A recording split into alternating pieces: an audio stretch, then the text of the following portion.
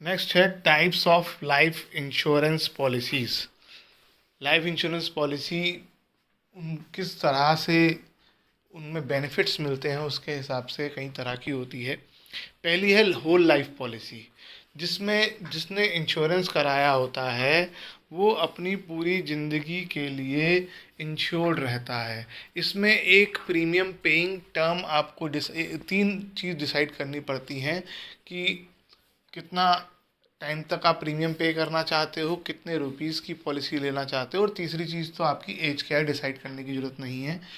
आप मान लो अगर आपके पास ऑप्शन प्रीमियम पे करने के मैंने पहले भी बताए थे क्या है कि आप एक बार में प्रीमियम पे कर सकते हो, मंथली, ईयरली। इसमें ये भी दिखाना है कि अगर आप एक से ज़्यादा बार प्रीमियम पे करना चाहते हो तो कितनी बार प्रीमियम पे करना चाहते हो। फॉर एग्ज़ाम्पल आपने एक पर्सन जो है 30 ईयर्स का है और उसने होल लाइफ पॉलिसी ली है 5 लाख की, और उसने डिसाइड किया मैं 20 ईयर्स तक हर ईयर प्रीमियम पे करूँगा, तो वो इंश्योर्ड हो जाएगा। हम 20 ईयर प्रीमियम पे करना है, और उसकी जब भी डेथ होगी, जब भी, चाहे वो किसी भी एज में आ जाए, चाहे 70 ईयर्स, जब हमने 30 ईयर्स का था 20 ईयर्स तक के लिए पॉलिसी ली थी, 50 ईयर्स के बाद आपको पॉलिसी पर प्रीमियम पे करने की इंश्योर्ड को कोई ज़रूरत नहीं है।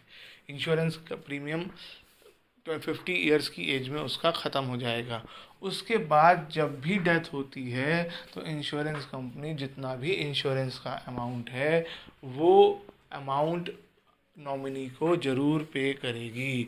द सम, इसमें पढ़ो ध्यान से क्या लिखा है, in this kind of policy the amount payable to the insure will not be paid before the death of the insured. The sum becomes payable only to the beneficiary of the deceased. उस खुद को person को पैसा कुछ नहीं मिलेगा survive करने का, सिर्फ डेथ के केस में भी पैसा मिलेगा। नेक्स्ट है endowment life insurance policy, and ये सबसे पॉपुलर लाइफ इंश्योरेंस है। इसमें क्या होता है कि इसमें भी बाकी तो होल लाइफ पॉलिसी जैसा है, इसमें आप कितना प्रीमियम, आप कितने की पॉलिसी लेना चाहते हैं और कितना टर्म आप प्रीमियम पे करना चाहते हैं ये डिसाइड कर लेते हैं। लेकिन इसमें डेथ होने पर नॉमिनी को पैसा मिलता है, और अगर डेथ ना हो तो सरवाइव कर जाएं आप पॉलिसी का पीरियड 25 ईयर्स के लिए फॉर एग्जांपल ली है या 20 ईयर्स के लिए ली है, तो उस पीरियड एंड होने पर कंपनी आपको इंश्योरेंस का अमाउंट भी पे करती है। होल लाइफ पॉलिसी में सिर्फ डेथ पर ही पैसा मिलेगा और नॉमिनी को ही पैसा मिलेगा, लेकिन endowment life insurance assurance policy में अगर डेथ नहीं भी हो रही है पर्सन की, तो प्रीमियम पेइंग टर्म एंड होने के बाद या जितने टाइम के लिए आपने पॉलिसी ली है वो टर्म पूरा बंद होने के बाद इंश्योरेंस कंपनी आपको पूरी पेमेंट कर देगी, और उसके बाद कहानी ख़त्म। होल लाइफ में प्रीमियम पे करने का फिक्स टाइम है। उसके बाद जब भी, उसके बाद या उससे पहले जब भी पर्सन की डेथ होती है इंश्योरेंस कंपनी क्लेम पे कर देगी, इंश्योरेंस की अमाउंट हायर आपके उस इंश्योर्ड के नॉमिनी को दे देगी। लेकिन एंडोमेंट लाइफ इंश्योरेंस पॉलिसी में दो ऑप्शन है कंपनी के पास, in the event of death और मेच्योरिटी ऑफ द पॉलिसी। यानी 20 साल की है तो 20 साल बाद पॉलिसी मेच्योर कहलाती है। तो जो भी पहले होगा, अगर डेथ पहले होगी तो इंश्योरेंस का पूरा पैसा नॉमिनी को दे दिया जाएगा, और अगर 20 ईयर्स या 25 ईयर जितने के लिए आपने पॉलिसी ली है वो पहले ख़त्म हो जाएगा तो इंश्योर्ड को पूरा पैसा वापस कर दिया जाएगा। तो यहाँ एंडोमेंट पॉलिसी जो है वो मैच्योर हो जाती है कुछ टाइम के बाद, होल लाइफ की तरह नहीं कि जब तक आपकी लाइफ चल रही है तब तक चलती रहेगी। तो ये इन्वेस्टमेंट का बहुत अच्छा तरीका रहता है जिसमें लोग इन्वेस्ट करते हैं। जॉइंट लाइफ पॉलिसी, जैसे कि नाम सजेस्ट कर रहा है, यहाँ पे दो जनों की लाइफ या दो से ज़्यादा लोगों की लाइफ इंश्योर्ड रहती है। ये पॉलिसी नॉर्मली हस्बैंड वाइफ के नाम से ली जाती है, या फिर पार्टनरशिप फर्म में दो या दो से ज़्यादा पार्टनर मिलकर लेते हैं। इसका प्रीमियम कोई एक जना भी दे सकता है या मिलकर भी दिया जा सकता है, और किसी भी एक की डेथ पर बाकी बचे लोगों को, जो उस पॉलिसी में जिनका नाम था, उस पॉलिसी की पेमेंट कर दी जाती है। This policy is taken by 2 or more person. The premium is paid jointly or by either of them in instalments or lump sum. Premium का ऑप्शन लाइफ इंश्योरेंस में हमेशा है कि या तो आप पीरियोडिक पेमेंट करो या एक बार में पूरी पेमेंट कर दो। द एश्योर्ड सम और policy money is payable on death of any one person to the other survivor. Policy में जिनके बाकियों के नाम हैं उनको पेमेंट मिल जाएगी। Usually this amount is taken by husband and wife, मैंने बताया, or by 2 or more partners in a firm where the amount is payable to the survivor. जो बच गए किसी भी एक की डेथ में, अगर सबकी डेथ हो जाती है तो जो नॉमिनी होगा उसको पे किया जाएगा, और अगर किसी एक की ही डेथ होती है तो बाकी बचे लोगों को वो पैसा मिल जाएगा।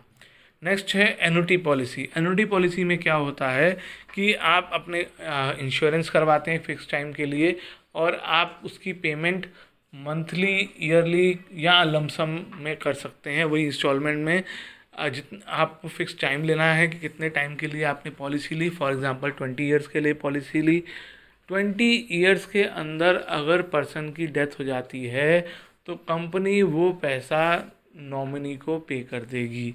लेकिन 20 ईयर्स वो पर्सन सरवाइव कर जाता है तो 20 ईयर्स बाद का जो पैसा बचता है वो पैसा मंथली, ईयरली, क्वार्टरली, जैसा आप चाहें, आपको इंस्टॉलमेंट में वापस किया जाता है।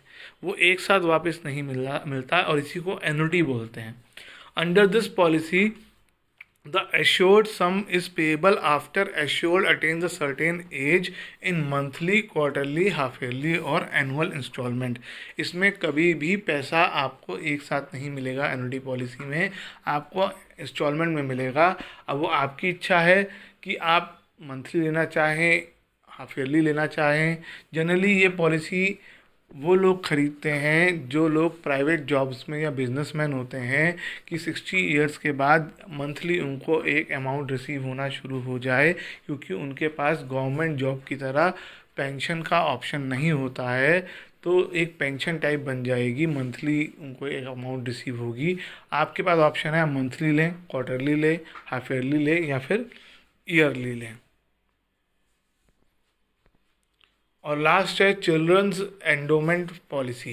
ये पॉलिसी बच्चों की एजुकेशन या मैरिज के लिए, चाइल्ड मैरिज का मतलब बच्चा जब बड़ा हो जाए तब, child's marriage, not child marriage, child's marriage, और इस हिज और हर एजुकेशन के लिए लिया जाता है। जब वो उस एज में आ जाए, जब उसकी एजुकेशन का टाइम हो, कॉलेज जाने का टाइम हो, तो एक अमाउंट उस टाइम पर पे कर दी जाती है।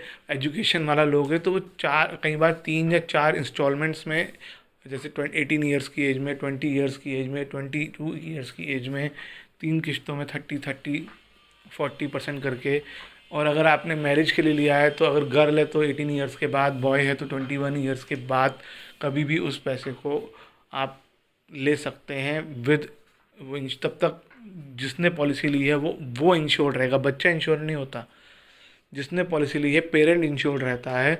और अगर मान लो हमने एक पॉलिसी ली कि जब मेरा इंश्योर्ड ने एक पॉलिसी ली कि जब उसका बेटा 24 ईयर्स का हो जाएगा तब मुझे ये पैसा मिले, इंश्योर्ड को ये पैसा मिले, और उससे पहले इंश्योर्ड की डेथ हो जाती है तो उसके बेटे को पैसा 24th ईयर में ही मिलेगा।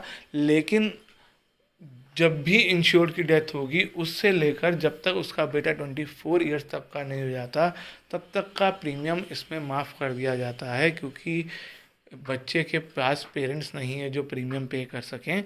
तो इसमें ये बेनिफिट होता है। This policy is taken by the person for his or children to meet the expenses of their education or marriage. The agreement state that a certain sum will be paid by the insurer when the children attain a particular age। जब उसके बच्चे एक particular age के हो जाएंगे, premium जो है वो पेरेंट पे करेगा। लेकिन अगर मैच्योरिटी से पहले, जो मैंने बात बताई थी, पेरेंट की डेथ हो जाती है, इंश्योर्ड की डेथ हो जाती है, तो कोई प्रीमियम उसके बाद पे नहीं करना है, पॉलिसी चलती रहेगी। प्रीमियम पे करने की ज़रूरत नहीं पड़ेगी। इंश्योरेंस कंपनी आपको तब उस बच्चे की जब वो पर्टिकुलर एज हो जाएगी तभी पे करेगी। हमारे सिलेबस में ये 5 ही तरह की इंश्योरेंस पॉलिसी हैं, लेकिन जैसे जैसे कंपटीशन बढ़ता जा रहा है इंश्योरेंस पॉलिसीज़ नई नई तरह की मार्केट में आती जा रही हैं और इवन इनके कम्बिनेशन बनते जा रहे हैं कि एन्युटी पॉलिसी और एंडोमेंट पॉलिसी का कम्बिनेशन, होल लाइफ पॉलिसी और एंडोमेंट पॉलिसी का कम्बिनेशन, ताकि हम मार्केट में compete कर सकें।